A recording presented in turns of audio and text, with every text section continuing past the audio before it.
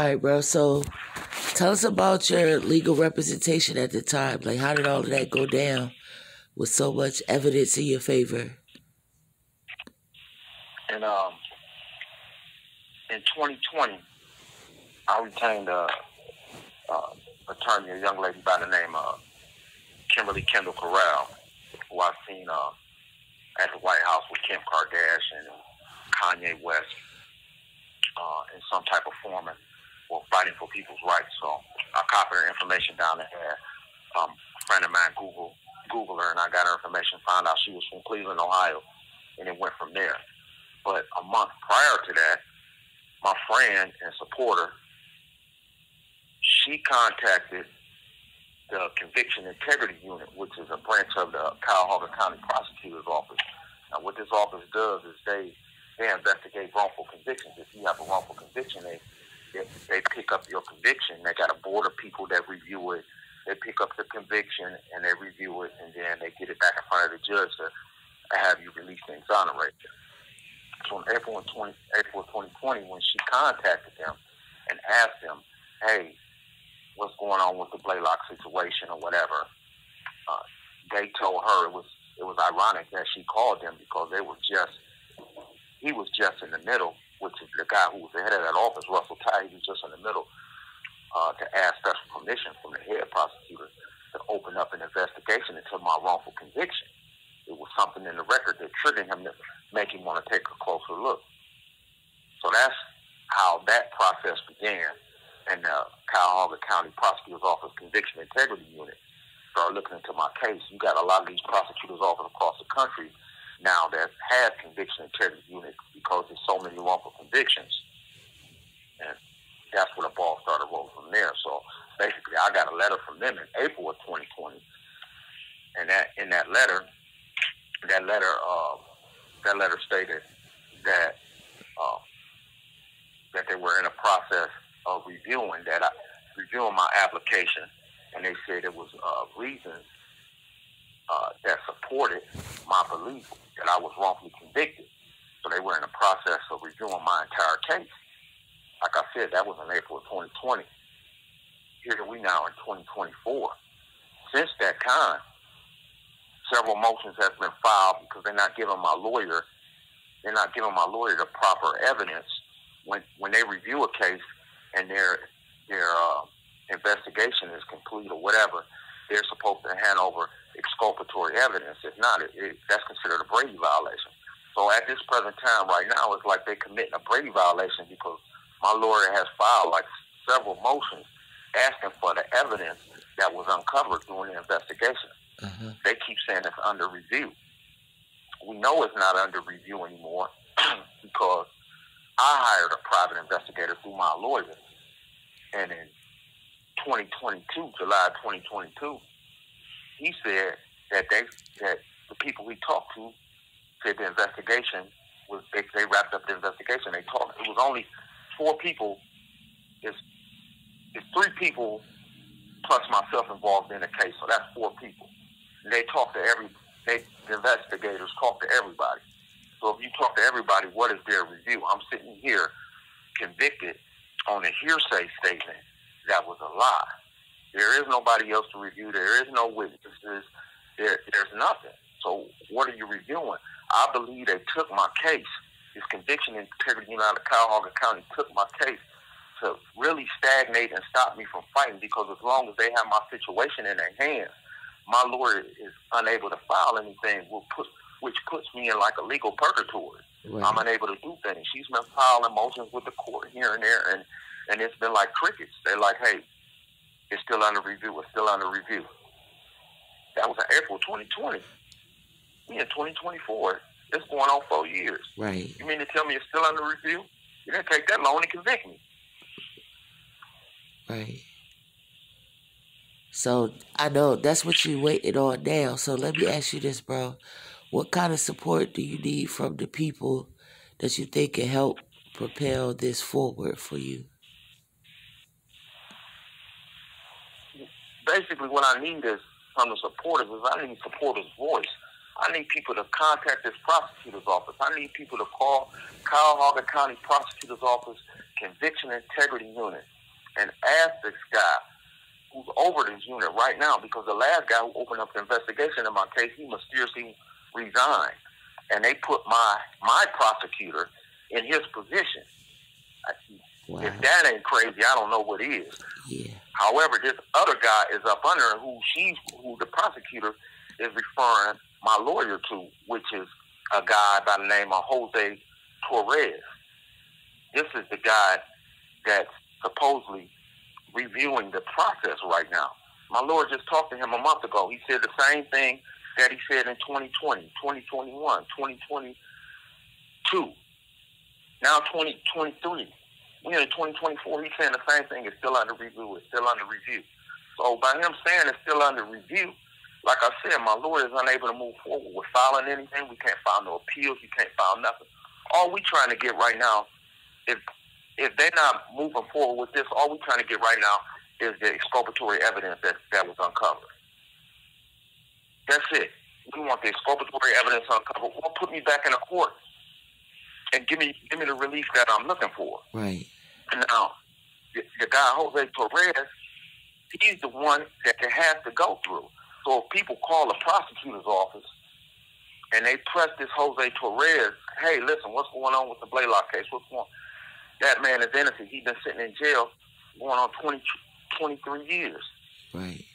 Based off lies. Not just one lie, but several lies.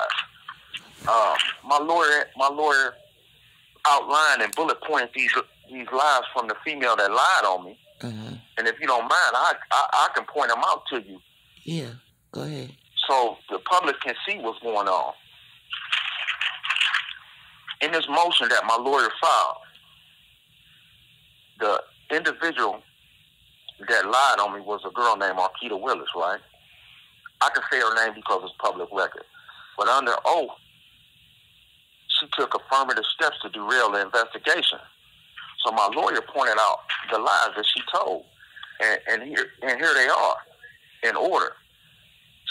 She told a different version of her story to the police every time the police talked to her in the beginning of the investigation. The victim's body was put in a truck and drove to Pennsylvania.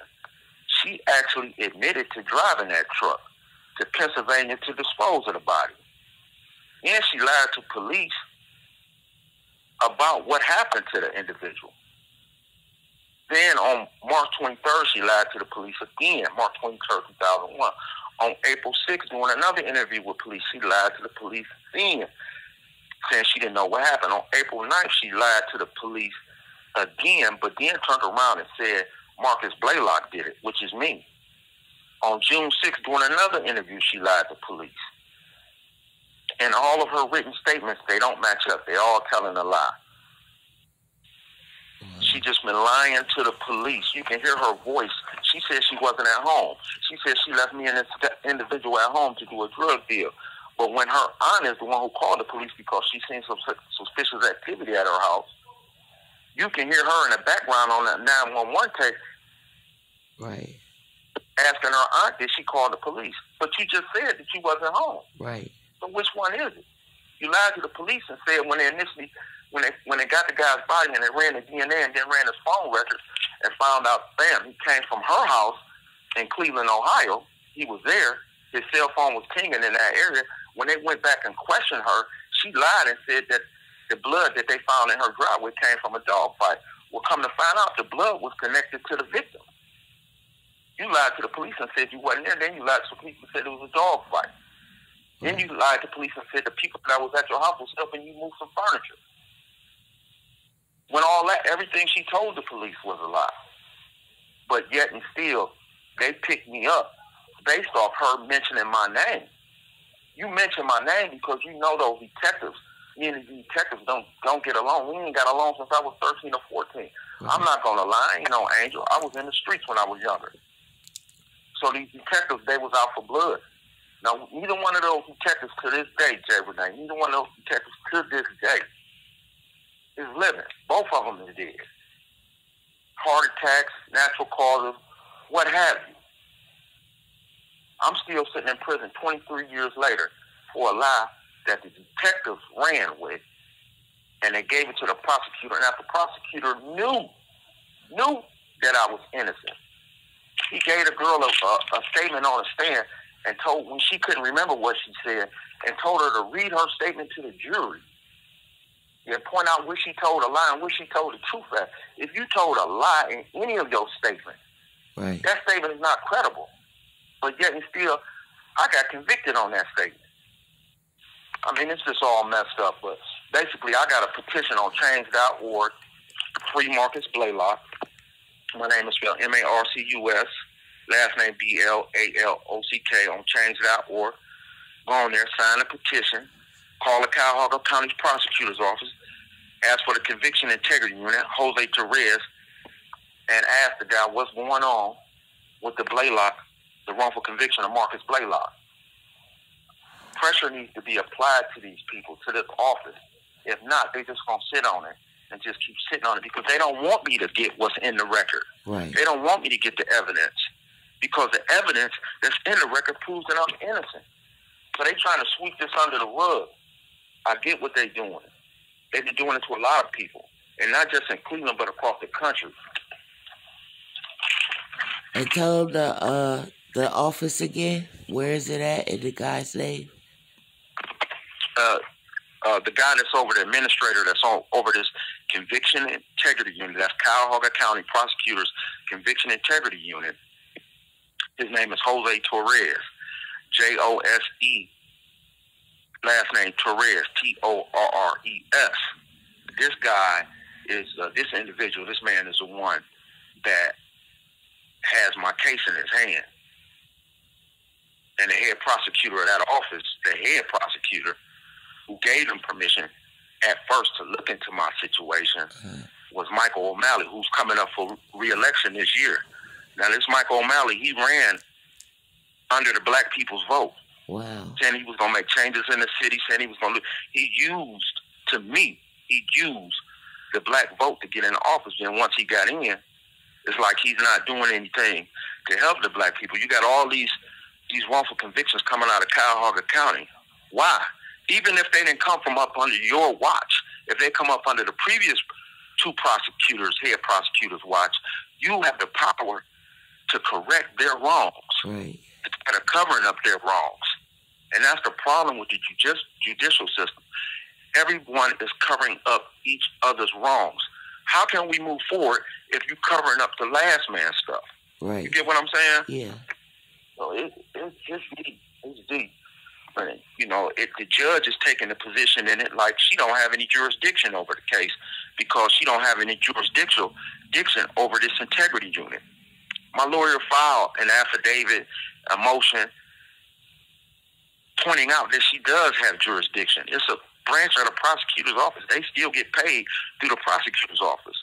You have jurisdiction over the prosecutor's office, so therefore you have jurisdiction over the integrity unit. But this is the game that they playing. Everybody they want their hands off of them. My lawyer just recently told me, hey, Marcus, there's a lot of players involved in this. Wow. And a lot of people can lose their job and their political status because they messed up your case from the very beginning. They lied to the grand jury. Now, not many people that I know of or I heard of that has a grand jury transcript. Your grand jury transcript shows how you was indicted. Somehow, some way, my first appeal attorney got my grand jury transcripts. They lied to the grand jury to indict me. The grand jury told them, like, hey, it looks like there's no evidence against Marcus Blalock. How did he get involved? Blah, blah, blah.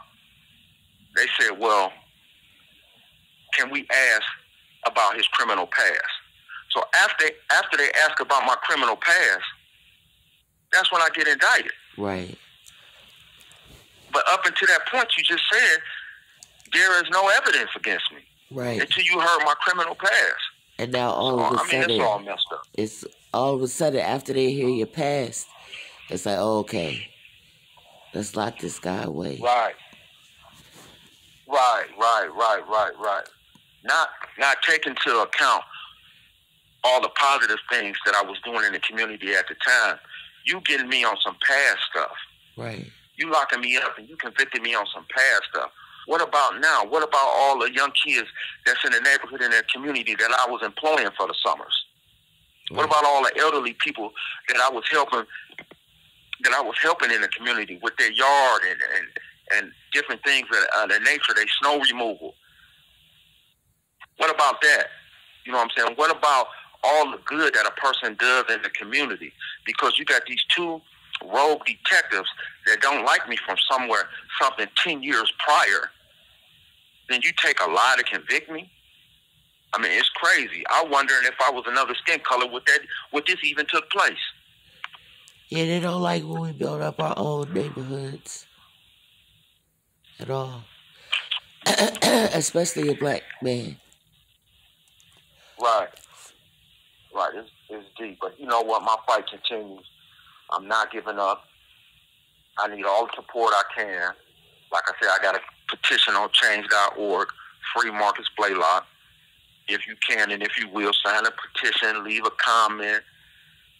Because of every 500 people that sign the petition, email blast goes straight to the prosecutor's office, to the head prosecutor and to the prosecutor that's over this conviction integrity unit. So they know what they're doing. People are watching, and people are waiting to see what they're going to do. I was just in the newspaper December of 2022 concerning the prosecutor's office withholding exculpatory evidence.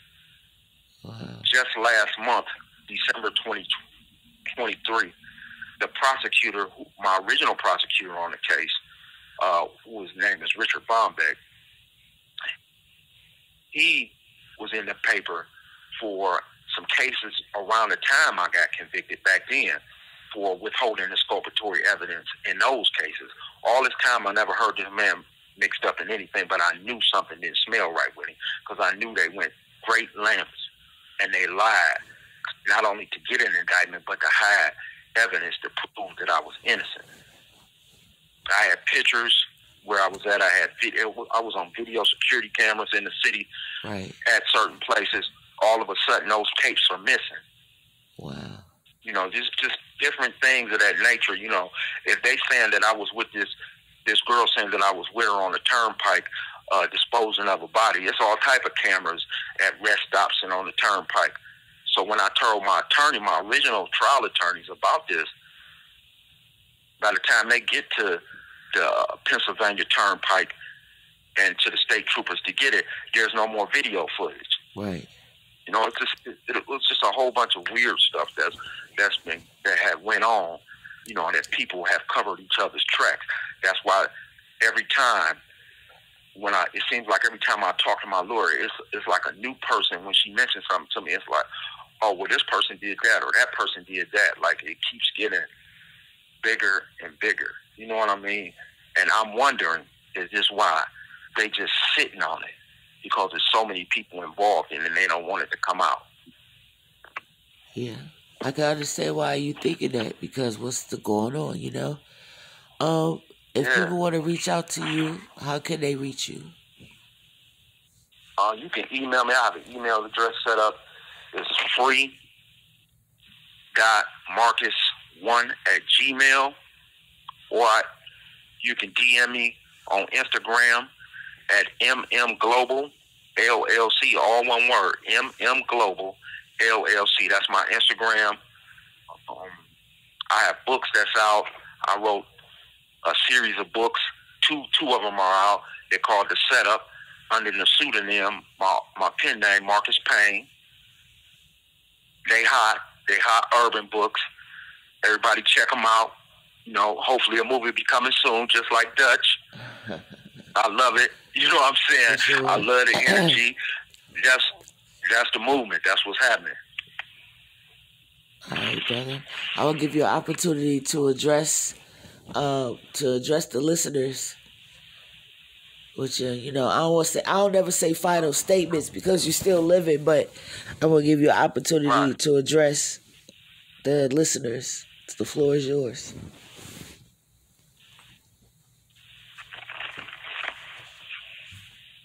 Once again, my name is Marcus Blalock. I'm from Cleveland, Ohio.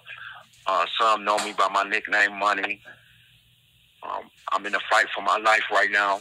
I'm in lockup 22 years, 9 months for a crime I didn't commit. My fate is in the hands right now of the Cuyahoga County Prosecutor's Office, a branch called the Integrity Unit.